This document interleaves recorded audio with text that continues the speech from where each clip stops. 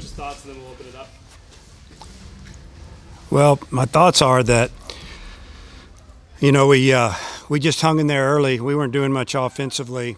We did hit a couple balls hard, but we were in a little bit of trouble getting it going against Walker. But we felt like we could wear him down a little bit. He wasn't overpowering us, obviously. He was just spotting up, but he started losing his command, it seemed like, in about the third inning.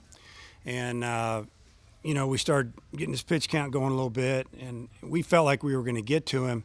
And then, obviously, to me, though, we were down 3-0. They had the base loaded, one out. Cops goes 2-0 on the hitter, and then he gets a double play ball. And, all of a sudden, we're in the dugout down 3 runs, and, I think we cut the lead in half. I think that's what went on, something along that line. But, that was just a big pitch in the game, getting that double play ball. And obviously, we felt like they were going to go with Hess off of Walker. It's kind of a totally different type fastball, as you saw. And I think he got a little tired. He came in, with almost like closer mentality, throwing the ball 95, 97 miles an hour on the board. I don't know what it was actually. Threw a couple of good breaking balls and a couple of change-ups. But we started taking better swings at him. And then obviously Heston hit the home run on a fastball that just timed him up pretty good, and he got one. And when we tied it up, we felt like we were going to win the game. We had our pitching lined up, and obviously we punched in another 8 runs and tried to save Cronin there in the 9th after we already had him pretty much loose. And I guess the good thing is he didn't have to throw it about 8 or 9 or 10 pitches. So we still have everybody available tomorrow, but it was a good win for our team to come back like that. You mentioned the Cops when he came in. Costi Shock also came in and Yeah. considered 3 and 4 hole. What did you think of that sequence? I thought they both did a great job. Obviously Cobbs came in and settled it down for us. Wicklander was a little wild. He was getting behind in the count all the time. You got to throw strike one, go from there. He was a lot of 2-0 counts and having to fight back, and they were getting off some pretty good swings on him. And then Cobbs came in, like I said, and settled it in. And when he got behind in the counts, Cobbs, he just seemed like he could make a good pitch. And then Costi Shock came in, and I thought he spotted his fastball really well. It was running, and he's got a little bit of a knack to get out left-handed hitters, and he did it again today. So, then Matt coming in a non-closing situation, but it was intense because the bases were loaded. What they did last week with the big comeback against Ole Miss, so they're over there feeling like, hey, we can do this, and it's good for Matt to come in, and I think he got him a strikeout and pop up, and I think obviously they had a double, triple, whatever, cleared the bases, and then a weak ground ball to first, and the game was over. So good win for us. Are you just used to getting the good and maybe the strange from Kerstad? Because it looked like you could have thrown home in the first inning. Yeah, I'll tell you what happened there. First off, he should have thrown home, but he was being told to throw the ball to second base because one of our middle infielders felt like Watson, who's one of the fastest players in the league, was running on the pitch. It was 3-2. He had a huge lead because we weren't holding them on.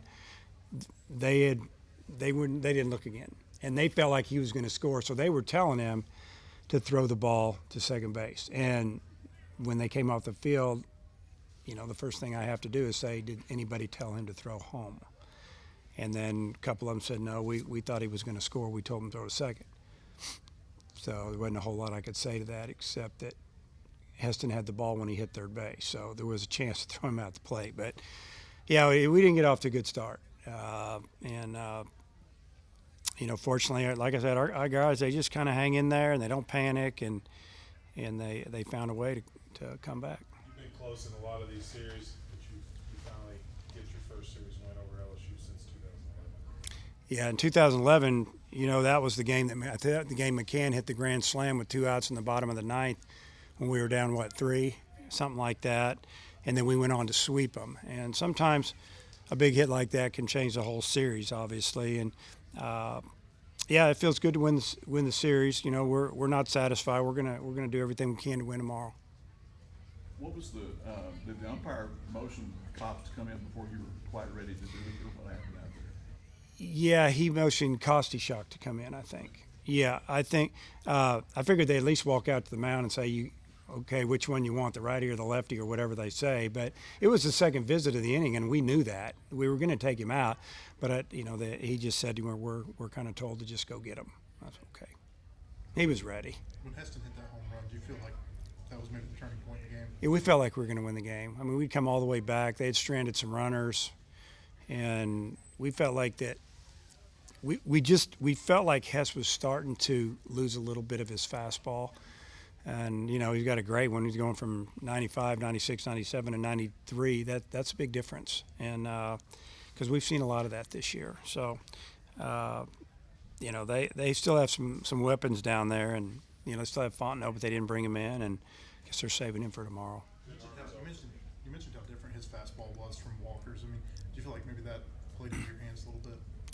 I don't think so a whole lot. I think usually that's a good combo for them. It's worked. They've come with Hess off Walker the last week or two, and it's worked for them.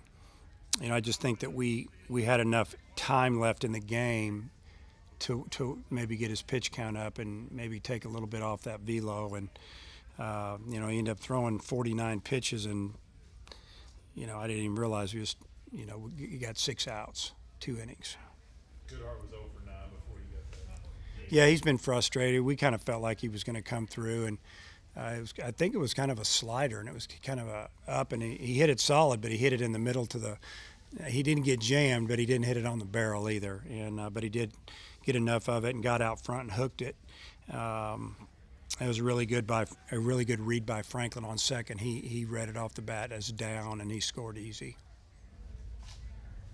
I think Cobb's had an outing last week where he struggled a little bit, but it seems like the last 2 he's. Yeah, he struggled in an outing against Kentucky, and we had to go get him.